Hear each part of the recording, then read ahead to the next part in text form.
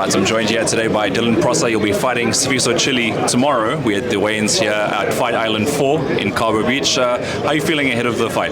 How's it, Hayden? How are you? It's been a long time since we last spoke. Long time, I'm feeling great. No, look, obviously I was supposed to fight in the super middleweight division for this fight, but I had a few guys pull out, so I'm fighting in the light heavyweight division.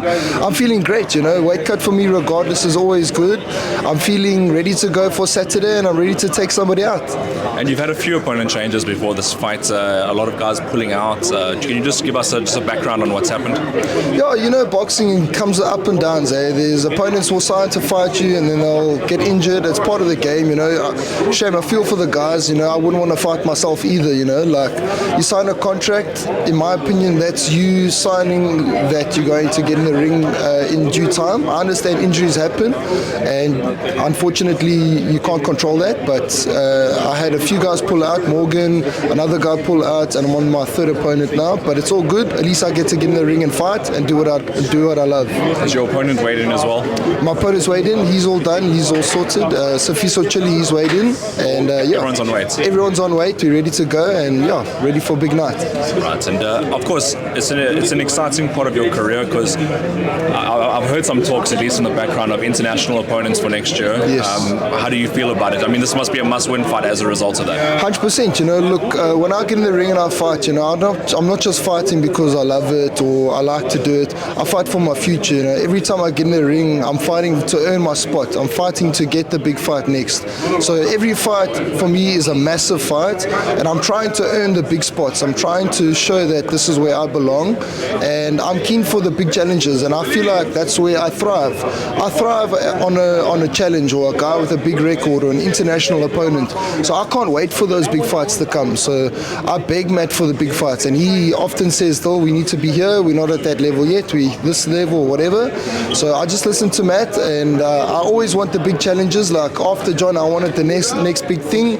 Matt's like, "Cool, we got to do this. We got a plan for you." So I just keep listening to my coach, and my goal is to take somebody's lights out on Saturday and show that I deserve an international opportunity next year. I don't know if you've been following social media, but there have been one or two call-outs for your name.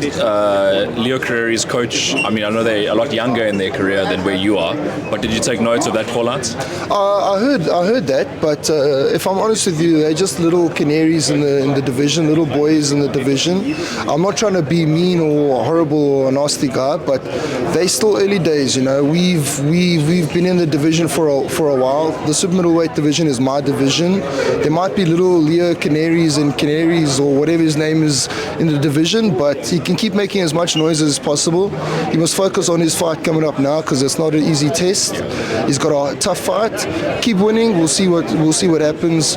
I just keep doing my thing. He keep doing his thing. Maybe one day we do business. And how do you see your career playing out now over the next year or so? I mean, do you follow that international path? Is that was I correct in assuming that? To be honest with you, my coach he's got a plan for me. I just listen to my coach. I listen to whoever he says I must fight. I get in the ring and I fight. My job at the end of the day is to train hard in the gym and take somebody's lights off. That's my job. My job isn't to see who I fight, when I fight, if international fight. I trust my coach. Whoever he puts in front of me, my goal is to take him out and do it in dramatic fashion. Look, I would love to go the international route, but I know boxing's up and down. You can never really stick to a plan because it often changes. So for me, my goal is just to keep getting better in the ring, keep training in the gym, keep sparring, keep improving, and just keep getting better. That's my goal. And you're making a name for yourself now in Cape Town as well. You're becoming one of the talked about boxers. How do you feel the adjustment is from being that youngster who pushed his way and forced his way to getting a lot of recognition? Now you are the main event on the professional boxing side. Obviously, Don Madge's exhibition bout, but getting that recognition. How do you feel about it?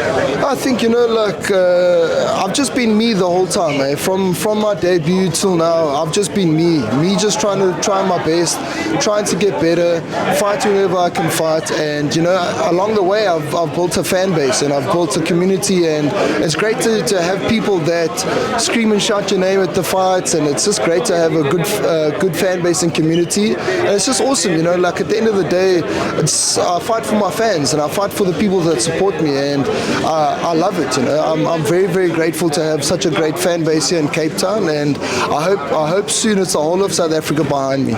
Yeah, obviously a standout fight is coming along your way. John Bopape was that guy for you though. I mean, that was really the test that you had so far in your career. Yeah, John, I really enjoyed that fight. Hey, like I had so much fun in that fight. Like it was the calmest I had been leading up to a fight. I didn't think about his record or anything like that. Obviously, at the time, he had a lot more fights than I had. I didn't think about that.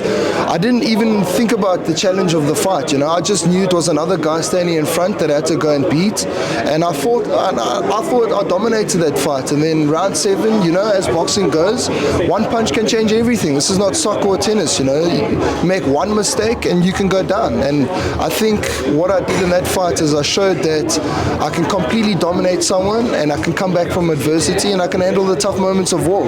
At the end of the day, that's what I love. I love to fight and I love to get in the thick of it. So I'm not here for play and number one in South Africa. If I beat this guy, I'm number one. I'm here to take guys out and knock people out. I don't care about rankings or where I stand, or if I win, I'm number one. I'm ranked number one in South Africa.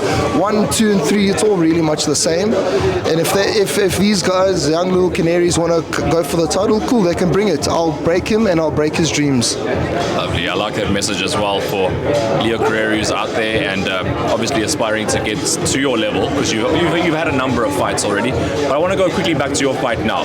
You obviously already predicted that you're going to get a stoppage in this fight. What's the approach though?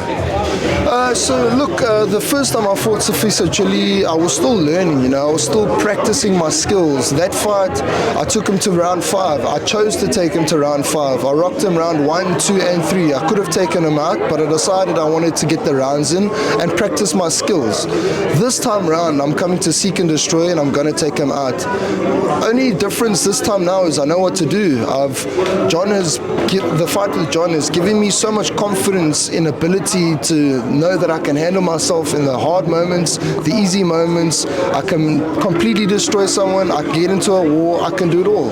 So I'm ready to just go and take this guy out. And John's given me a lot of confidence, and that's definitely a highlight of my career so far. We look forward to tomorrow night at Cabo Beach, and for you to put on a performance for the fans and really showcase who you are about once again. Do you want to send any thank yous, any shout outs to anybody? First, I wanted to say thanks to you, Hayden. I must say, you've supported me from the very beginning. Even as an amateur, you still gave me an interview back in the day. You've interviewed me basically my whole career, so I wanted to say thanks to you, as well as I just wanted to say thanks to my team. I want to say thanks to all my sponsors, Ryan Boone, Specialty Meats, Mucho Gusto, and my whole team back at Madford. Thank you. You guys have really pushed me so hard, and looking forward to Saturday.